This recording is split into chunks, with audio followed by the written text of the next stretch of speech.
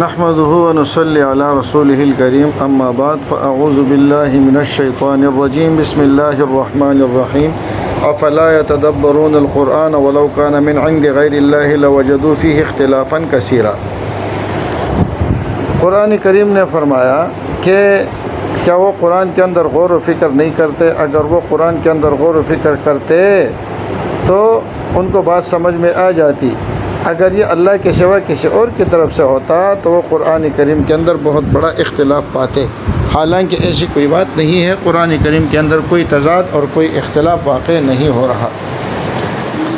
اب دیکھیے، جو بھی کوئی کتاب لکھتا ہے تو اپنی کتاب کے بارے میں یہی کہتا ہے کہ میری کتاب کے بارے میں اگر کسی کو کوئی غلطی نظر آئے تو وہ مجھے مطلع کرے، لیکن قرآن کریم ڈنکے کی چوٹ پہ کہتا ہے کہ قرآن کریم اللہ کی جانب سے ہے، اگر یہ غیر اللہ کی جانب سے ہوتا تو اس کے اندر بڑا اختلاف ہوتا۔ اور قرآن نے فرما دیا ان کنتم فی ریب مما نزلنا علی عبدنا، اگر تم شک میں ہو اس کتاب کے بارے میں جس کو ہم نے اپنے بندے نبی علیہ الصلوۃ والسلام پر نازل کیا ہے، فأتوا بسورۃ من مثلہ، تو قرآن کریم کے مثل ایک سورت لے آؤ، وادعوا من دون اللہ، اور اللہ کے سوا جو تمہارے شہداء وادعوا شہداءکم من دون اللہ، ان کو بھی لے آؤ، اپنے ساتھیوں کو بھی ملا لو اگر تم سچے ہو، لیکن ایسا کبھی بھی نہیں کر سکتے۔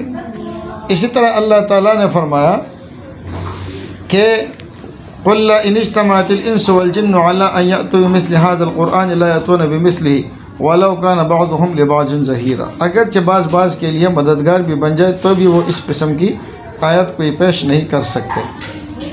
تو ان تمام باتوں سے یہ معلوم ہوتا ہے کہ قرآن کریم چیلنج دے رہا ہے، اور نبی علیہ الصلوۃ والسلام سے بھی فرمایا کہ آپ ان سے کہہ دو اگر یہ قرآن غیر اللہ کی طرف سے فَأْتُوا بِعَشْرِ سُوَرٍ مِّن مِّثْلِهِ، تو آپ اس جیسی کوئی 10 صورتیں بنا کر لے آؤ، لیکن وہ لوگ کبھی بھی اس پر عمل نہیں کر سکے، اور جو اہل عرب تھے وہ بھی اس کے مثل صورت نہ لا سکے۔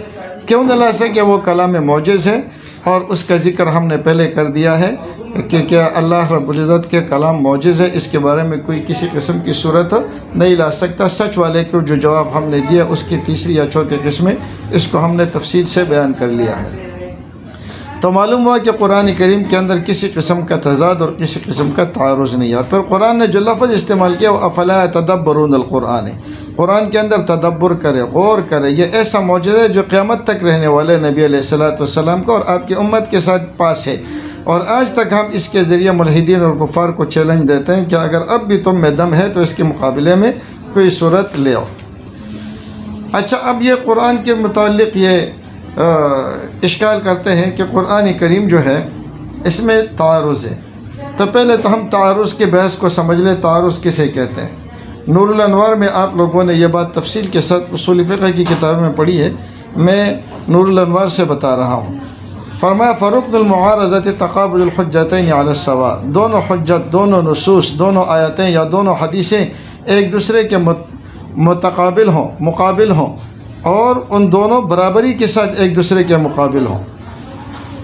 مسئلہ یہ کہ جس درجے کی پہلی دلیل ہے اسی درجے کی دوسری دلیل ہو، اگر ایک اعلیٰ درجے کی دلیل ہے دوسرے اس سے ادنیٰ درجے کی ہے، یہ بحث لمبی ہو جائے گی، تو پھر اس کو تعارض نہیں کہا جائے گا۔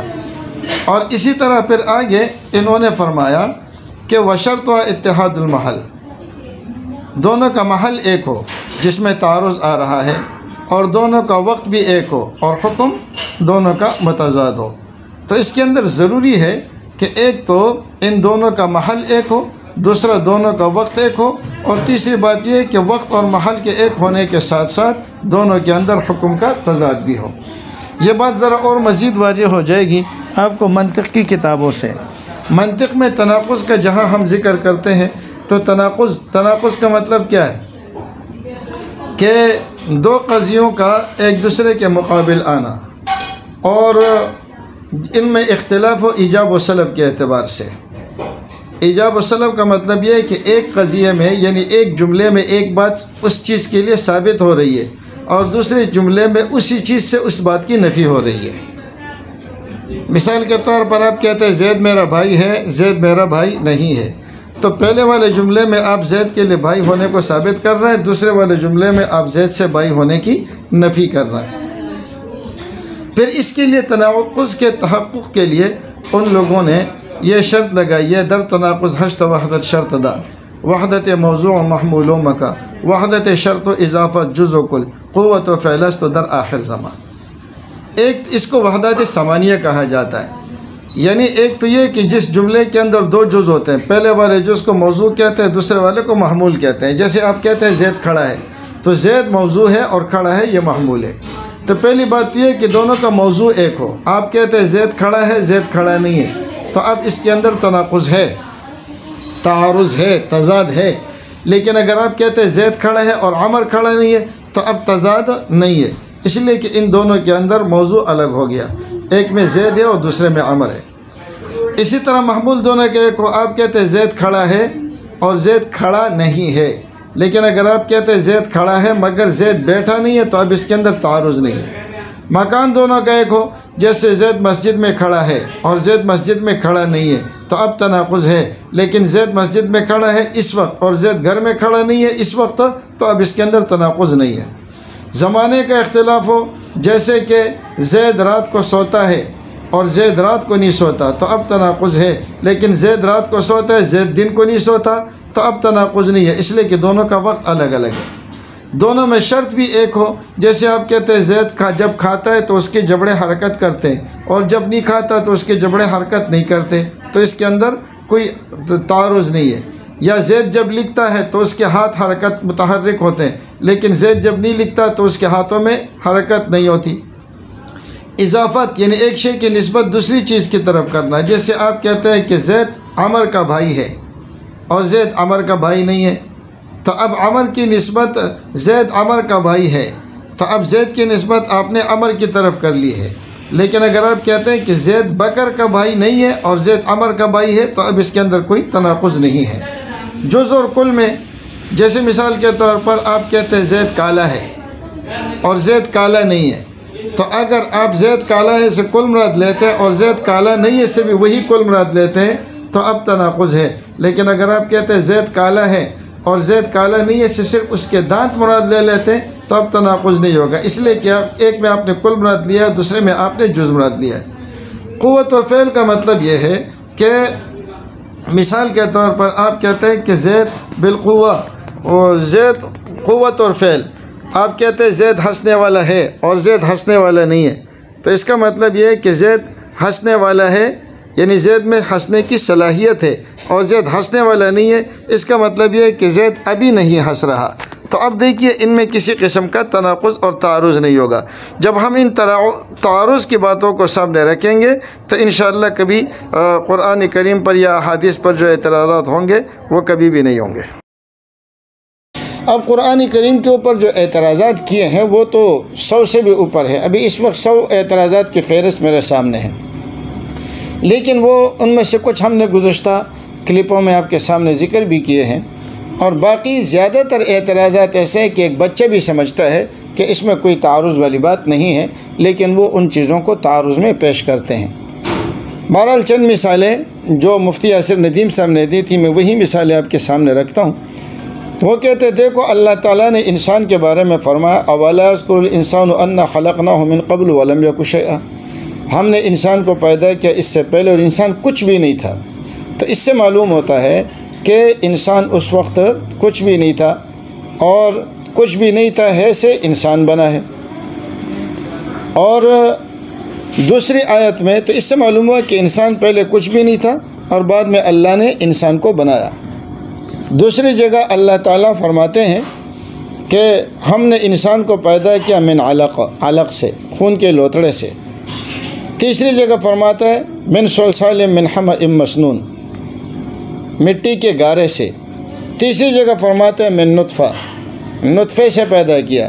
چوتھی جگہ فرماتے ہیں من تراب، ہم نے اس کو مٹی سے پیدا کیا۔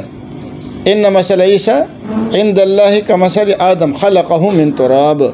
تو وہ کہتے ہیں دیکھو یہ قرآن کریم کے اندر تعارض ہے، قرآن کریم کے اندر تعارض ہے۔ اگر یہ اللہ کا کلام ہوتا تو اس کے اندر کوئی تعارض والی بات نہیں ہونی چاہیے تھی۔ لیکن اگر آپ ان آیات پر غور کریں گے تو آپ کو پہلے پتہ چل جائے گا کہ آدم پیدائش سے پہلے کچھ بھی نہیں تھا۔ تو یہ ہم بھی کہتے ہیں کہ پیدا ہونے سے پہلے آدم علیہ السلام کچھ بھی نہیں تھا، بعد میں پیدا ہوا۔ دوسرا بات، مٹی، گارا وغیرہ اس میں گارا کسے کہتے ہیں؟ اس میں جس میں پانی ملا دیا جائے، تو جب مٹی میں پانی ملایا جائے گا تو گارا بن جائے گا۔ گارے سے پہلے وہ تراب تھا، اڑتی ہوئی مٹی تھی، انگریزی میں جس کو ڈسٹ کہا جاتا ہے، غبار، اور پھر اس کے بعد گارا بنا۔ وہ گارا جب اسے اچھی طرح مکس کیا گیا تو وہ لیسدار بنا، من طین لازب، طین لازب بنا، اور جب وہ خشک ہو گیا بنانے کے بعد تو وہ کھنکھناتی ہوئی مٹی بن گئی، جسے ہم ٹھیکری وغیرہ کہتے ہیں۔ تو اب آپ خود سوچیں اس کے اندر کون سا تعارض ہے، کون سی تعارض والی بات ہے؟ اور پھر آپ جو کہتے ہیں کہ آدم علیہ السلام کو پیدا کیا مٹی سے، گارے سے، اور ٹھیکری کی شکل میں بن گیا جو بجانے سے بچتا تھا، اور دوسری جگہ فرماتے ہیں کہ نطفے سے پیدا کیا، تو تعارض آ گیا۔ اب یہاں پر آپ دیکھیں تعارض کوئی نہیں ہے، موضوع دونوں کا الگ الگ ہے۔ پہلے میں تخلیق آدم کا ذکر ہے، دوسرے میں تخلیق آدم کی اولاد آدم کا ذکر ہے۔ تو اولاد آدم کی نسل کی بقا اللہ رب العزت نے جو رکھی ہے وہ نطفے کے ذریعے رکھی ہے، تو اس میں کون سا تعارض ہو گیا؟ بھئی پہلے والے میں آدم کی تخلیق مراد ہے کہ ہم نے اس کو علق سے، جو ہم نے اس کو پیدا کیا مٹی سے، تراب سے، طین لازب سے، حمأ مسنون سے، من صلصال من حمأ مسنون سے، اور آدم علیہ السلام کا جب ذکر آیا تو ان چیزوں کا ذکر آیا، جب اولاد آدم کا ذکر آیا تو نطفے کا ذکر آیا۔ تو اب آپ خود سوچیں اس کے اندر کون سے تعارض والی بات ہے، دونوں میں موضوع ہی الگ ہے۔ دوسری جگہ دوسری آیت یہ کہتا ہے لا اکراہ فی الدین، دین کے اندر کوئی زبردستی نہیں ہے۔ اور پھر قرآن کریم کے بارے میں فرماتے وَآذَانٌ مِّنَ اللَّهِ وَرَسُولِهِ إِلَى النَّاسِ يَوْمَ الْحَجِّ الْأَكْبَرِ أَنَّ اللَّهَ بَرِيءٌ مِّنَ الْمُشْرِكِينَ وَرَسُولُهُ۔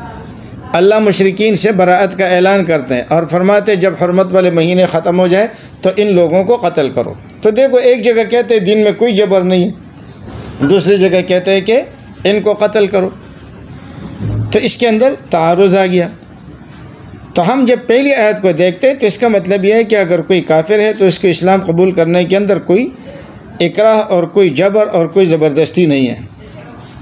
اچھا، پھر مسلمانوں کے لیے بھی جب وہ اسلام قبول کریں گے تو پھر اللہ کے احکامات ان کے اوپر لاگو ہوں گے اور ان پر زبردستی کی جائے گی۔ یہ بیچ میں ایک ضمنی بات آ گئی۔ لیکن کافروں کے بارے میں جو فرمایا کہ جب حرمت والے مہینے ختم ہو جائے تو ان کو قتل کرو، یہ ان کافروں کے بارے میں ہے۔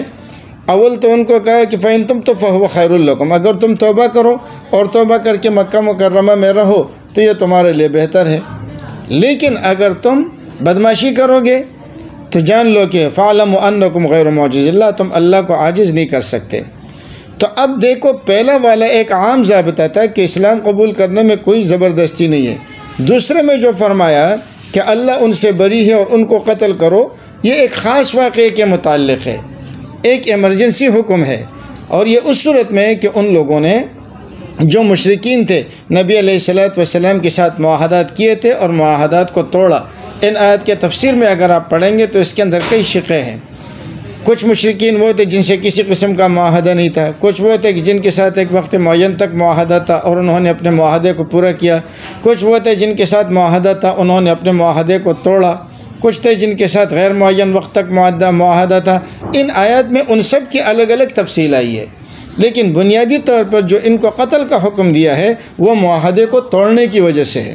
اب دیکھو پہلا والا جو حکم ہے وہ ایک عام ضابطہ ہے جو لا اکراہ فی الدین میں ہے، اور فَإِذَا انْسَلَخَ الْأَشْهُرُ الْحُرُمُ میں جو حکم ہے یہ ایک خاص وقت کے لیے ہے۔ تو اگر ان چیزوں کو ہم غور کریں گے تو انشاءاللہ اس کے اندر دونوں کا محل الگ الگ ہے اور دونوں کے جگہ الگ الگ ہیں، تو اس پر کسی قسم کا تعارض نہیں ہوگا۔ تیسری مثال وہ کہتے ہیں دیکھو نبی علیہ السلام کے بارے میں فرمایا، آپ نے فرمایا وَأُمِرْتُ لِأَنْ أَكُونَ أَوَّلَ الْمُسْلِمِينَ، قرآن کریم میں کہ آپ علیہ السلام کہتے ہیں مجھے حکم ہوا کہ میں سب سے پہلا مسلمان ہوں، سب سے پہلا مسلم ہوں۔ حضرت موسیٰ علیہ السلام بھی فرماتے ہیں وَأَنَا أَوَّلُ الْمُؤْمِنِينَ وَوَصَّى بِهَا إِبْرَاهِيمُ بَنِيهِ وَيَعْقُوبُ يَا بَنِيَّ إِنَّ اللَّهَ اصْطَفَىٰ لَكُمُ الدِّينَ فَلَا تَمُوتُنَّ إِلَّا وَأَنْتُمْ مُسْلِمُونَ۔ اب دیکھو ابراہیم اور یعقوب علیہ السلام نے بھی اپنے اولاد کو حکم دیا تھا کہ وہ ان کو موت آئے اس حال میں کہ وہ مومن ہو اور مسلم ہو۔ تو دیکھو نبی علیہ السلام کہتے ہیں میں پہلا مسلم ہوں، موسیٰ علیہ السلام کہتے ہیں میں پہلا مومن ہوں، یعقوب علیہ السلام اور ابراہیم علیہ السلام کے اولاد بھی مومن تھے، تو معلوم ہوا کہ اس کے اندر تعارض ہے۔ انا للہ۔ اور بابا امت کا ہر آدمی جو ہوتا ہے وہ اپنی امت کا پہلا مسلم ہوتا ہے، ہر نبی جو ہوتا ہے وہ اپنی امت کا پہلا مسلمان ہوتا ہے۔ تو موسیٰ علیہ السلام کی امت میں پہلے یہ تھے، ہماری امت میں پہلے یہ ہیں، عیسیٰ علیہ السلام کی امت میں پہلے وہ ہیں۔ تو اب یہاں پر دونوں میں گویا کہ مکان کا بھی اختلاف ہے، دونوں کی جگہ بھی الگ الگ ہیں اور دونوں کا وقت بھی الگ الگ ہے۔ وہ اپنے وقت کے اعتبار سے تھے، یہ اس وقت کے اعتبار سے۔ جیسے مثال کے طور پر کسی ملک کا بڑا آدمی ہوتا ہے جس کو ہم خاص کر وزیر اعظم کو تو آج کل کوئی بڑا نہیں کہتا، لیکن جو اس کی بیوی کی ہوتی ہے اس کو خاتون اول کہا جاتا ہے۔ اب مثال کے طور پر آپ کہتے ہیں اپنے ملک کے وزیر اعظم کا نام لیتے ہیں اور کہتے ہیں کہ یہ خاتون اول ہے، اور امریکہ جاتے ہیں تو وہاں خاتون اول کوئی اور ہوتی ہے، تو وہ اپنے علاقے کے اعتبار سے، یہ اپنے علاقے کے اعتبار سے اس وقت خاتون اول ایک ہے، 5 سال پہلے آپ کے ملک میں کوئی اور تھی، تو وہ اپنے زمانے کے اعتبار سے، یہ اپنے زمانے کے اعتبار سے، تو اس کے اندر کوئی تعارض والی بات نہیں ہے، لیکن یہ لوگ اس کو کہتے ہیں۔ اسی طرح اگر آپ غور کریں گے تو ایک دفعہ یہ کہتے ہیں قرآن کریم میں ان اللہ لا یغفر ان یشرک بہ، اللہ تعالیٰ مغفرت نہیں فرماتے ان کی کہ اللہ کے ساتھ کسی کو شریک ٹھہرایا جائے، اور دوسری جگہ یعنی مشرک کی بخشش نہیں فرماتے، دوسری جگہ فرماتے واتخذوا العجل من بعد ما جاءتهم البینات فعفونا عن ذلک، بنی اسرائیل نے بچڑے کو معبود بنایا کھلے دلائل آنے کے بعد، تو ہم نے ان کو معاف کر دیا، تو دیکھو شرک کو معاف کر دیا۔ ایک جگہ کہتے ہیں مشرک کی بخشش نہیں کروں گا، دوسری جگہ مشرک کی بخشش کر دی۔ تو پہلے والے میں ایک عام ضابطے کا ذکر ہے کہ اللہ تعالیٰ مشرک کی بخشش نہیں کریں گے، یہاں اس خاص موقع پر ان لوگوں نے توبہ کی، اور جب توبہ کی تو اللہ تعالیٰ نے ان کے گناہ کو معاف کر دیا، اس لیے کہ مشرک جب توبہ کر لیتے ہیں اللہ اسے معاف کر دیتے ہیں۔ اور پہلے والی آیت میں ان اللہ لا یغفر ان یشرک بہ، اس سے مراد یہ ہے کہ اللہ تعالیٰ مشرک کی بخشش نہیں کرتے، یعنی وہ مشرک جس کی موت شرک کے اوپر ہو جائے۔ تو اب آپ دیکھیں کون سا اعتراض ہے اس کے اندر۔ اسی طرح 5ویں آیت اللہ تعالیٰ فرماتے ہیں، اور اس پر یہ لوگ بڑا شور مچاتے ہیں، جب بھی جہاں دیکھو بس یہ آیت پڑھتے ہیں، ان ربکم اللہ الذی خلق السماوات والارض فی 6 ایام، اللہ نے آسمان و زمین کو بنایا 6 دنوں کے اندر۔ یہاں دیکھیں وہ کہتے ہیں آسمان و زمین کی تخلیق ہوئی ہے 6 دنوں میں، اور آگے اللہ تعالیٰ نے فرمایا قل اانکم لتکفرون بالذی خلق الارض فی یومین، سورہ دخان، کیا تم کفر کرتے ہو اس ذات کا جس نے زمین کو پیدا کیا 2 دنوں میں؟ قل اانکم لتکفرون بالذی خلق الارض فی یومین ثم استوى الی السماء فسواہن 7 سماوات۔ اچھا یہاں پر ذکر آیا خلق الارض فی یومین، زمین کو پیدا کیا 2 دنوں میں۔ اچھا پھر آگے آسمان کا ذکر آ گیا، تو آسمان کے بارے میں بھی فرمایا کہ ثم استواہن فسواہن 7 سماوات فی یومین، آسمان کو بھی کیا کیا 2 دنوں میں بنایا، تو 2 دنوں میں زمین کو بنایا اور 2 دنوں میں آسمان کو بنایا، اور اس کے درمیان میں کیا فرمایا، اللہ تعالیٰ نے اس کے اندر زمین کے اندر وقدر فیہا اقواتہا فی 4 ایام، قل اانکم لتکفرون بالذی خلق الارض فی یومین، اللہ تعالیٰ نے زمین کو پیدا کیا 2 دنوں میں، اور آگے فرمایا وبارک فیہا وقدر فیہا اقواتہا فی 4 ایام، 4 دنوں میں اللہ نے اس زمین کے اندر اس کی غذائیں اور پہاڑ وغیرہ یہ دوسری چیزیں رکھ دی، تو 2 اور 4 کتنے ہو گئی 6۔ پھر آسمان کی طرف متوجہ اور آسمان کو بنایا 2 دنوں میں، تو 8 ہو گئی۔ تو ایک جگہ کہتے ہیں کہ آسمان کو بنایا 6 دنوں میں، دوسری جگہ کہتے ہیں آسمان کو بنایا 8 دنوں میں، حالانکہ یہ کوئی اعتراض والی بات نہیں ہے، اس لیے کہ اللہ تعالیٰ نے پہلے فرمایا اللہ نے زمین کو بنایا 2 دنوں میں، اور پھر فرمایا وبارک فیہا وقدر فیہا اقواتہا فی 4 ایام، کہ پھر اللہ تعالیٰ نے اس زمین کے اندر اس کی اقوات کو رکھا اور اس میں برکت دی 4 دنوں میں، تو ان 4 دنوں میں وہ پہلے والے 2 دن بھی شامل ہیں، یعنی 2 دن وہ ہو گئے اور 2 دن یہ زمین کے اندر غذائیں وغیرہ رکھنے کا اور زمین کی ترتیب بنانے کا، یہ ٹوٹل 4 دن ہیں، اور ان 4 دنوں میں وہ پہلے والے 2 دن بھی شامل ہیں، یہ اس کو الگ شمار کرتے ہیں اور اس کو الگ شمار کرتے ہیں، تو یہ 6 ہو جاتی ہے اور وہ 8 ہو جاتی ہے، تو اس کے اندر بھی کوئی تعارض نہیں ہے۔ اسی طرح یہ بہت بڑا اعتراض، جو بڑے بڑے اعتراض یہ کرتے ہیں وہ یہ ہے کہ زمین گول ہے یا چپٹی۔ قرآن کہتا ہے کہ زمین چپٹی ہے، سائنس کہتی ہے کہ زمین گول ہے۔ وَالْأَرْضَ بَعْدَ ذَلِكَ دَحَاهَا، حالانکہ اگر آپ دیکھیں تو زمین چپٹی ہے آپ کو نظر آنے کے اعتبار سے، جیسے آپ کی سوسائٹی جہاں بنی ہے وہ آپ کو پھیلی ہوئی نظر آ رہی ہے، آپ کا جہاں پلاٹ ہے وہ آپ کو پھیلا ہوا نظر آ رہا ہے، اس لیے کہ اگر وہ گول ہوں گی تو آپ تو اس سے گر جائیں گے، آپ اس پہ مکان تھوڑی بنا سکتے ہیں۔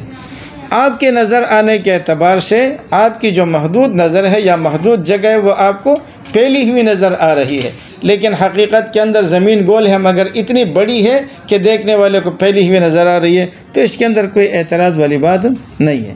جیسے اللہ نے فرمایا یا معشر الجن والانس ان استطعتم ان تنفذوا من اقطار السماوات والارض۔ اقطار کسے کہتے ہیں؟ اقطار جس کو آپ قطر کہتے ہیں وہ گول ہوتا ہے، تو قرآن سے معلوم ہوتا ہے کہ زمین گول ہے، لیکن دکھنے میں آپ کو چپٹی نظر آ رہی ہے۔ اسی طرح وہ کہتے ہیں کہ زمین اپنی جگہ ہے اور سورج گردش کر رہی ہے، آپ کو یوں لگ رہا ہے کہ زمین اپنی جگہ ہے اور سورج جو ہے وہ گردش کر رہا ہے، حالانکہ قرآن یہ کہتا ہے حالانکہ زمین بھی گردش کر رہی ہے۔ حالانکہ اگر آپ قرآن میں غور کریں گے تو اللہ نے فرمایا وَكُلٌّ فِي فَلَكٍ يَسْبَحُونَ، یہ تمام سیارے فلک میں فضا میں حرکت میں ہے، تو اس کے اندر زمین بھی شامل ہے کہ زمین بھی حرکت کے اندر ہے۔ قرآن کریم نے اس سے کوئی تعارض تو نہیں کیا۔ اچھا، بعض دفعہ یہ ہوتا ہے کہ آپ مثال کے طور پر جہاز میں بیٹھے ہوئے ہیں، آپ کو یوں محسوس ہوگا کہ جہاز جو ہے وہ جا رہا ہے، آپ یوں سمجھیں گے کہ جہاز اپنی جگہ پر کھڑا ہے، لیکن یہ کہ زمین چل رہی ہے، حالانکہ زمین نہیں چل رہی ہوتی، وہ جہاز چل رہا ہوتا ہے۔ گاڑی میں آپ جا رہے ہیں، آپ کو اپنے ارد گرد کی زمین چلتی ہوئی معلوم ہوگی، دوڑتی ہوئی معلوم ہوگی، حالانکہ ایسا نہیں ہے۔ اسی طرح اگر آپ غور کریں گے تو اللہ تعالیٰ نے زمین کے اوپر پہاڑوں کو کیوں رکھا؟ اس لیے کہ زمین ہل رہی تھی، جنبش تھی، اس میں جنبش کیوں تھی؟ اسی سے معلوم ہوتا ہے کہ زمین میں حرکت تھی، اور اس حرکت کی وجہ سے جنبش تھی، تو اس کے بیلنس برابر کرنے کے لیے اللہ تعالیٰ نے اس کے اوپر پہاڑوں کو ڈالا۔ تو بہرحال قرآن کریم یہ سائنس کے خلاف نہیں ہے، لیکن یہ بات ذہن میں رکھے کہ قرآن سائنس کی کتاب نہیں ہے، سائنس الگ چیز ہے، قرآن کریم الگ چیز ہے۔ قرآن کریم کا اپنا موضوع ہے، یہ ہدایت کے لیے۔ کہیں پر اگر قرآن کریم نے کوئی سائنسی اشارات دے دیے تو اس کا یہ مطلب نہیں ہے کہ قرآن کریم سائنس کی کتاب ہے۔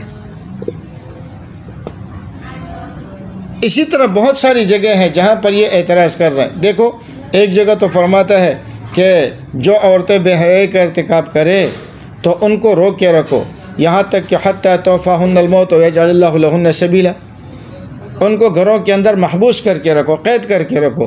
دوسری جگہ فرماتے ہیں کہ ان کو 100 کوڑے لگاؤ، وہ کہتے ہیں دیکھو تعارض ہے۔